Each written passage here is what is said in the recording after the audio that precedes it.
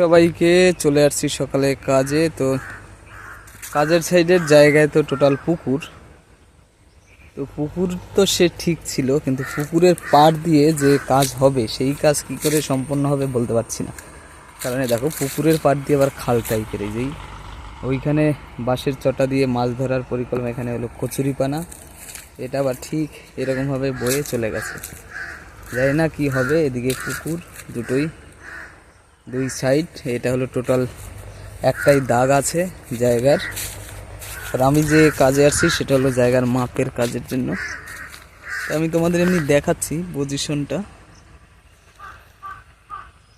ভিউটা সুন্দর লাগছে, যে নিচে নৌকাও আছে, কিন্তু কাজ করার মতো পরিস্থিতি মনে হয় আজকে হবে না। কারণ এই পাড় দিয়ে পাশ থেকে জায়গার কাজ করা সম্ভব না। তারপর লোক এখনও আসেনি, ঘন্টাখানেক হয়ে গেছে আসছি।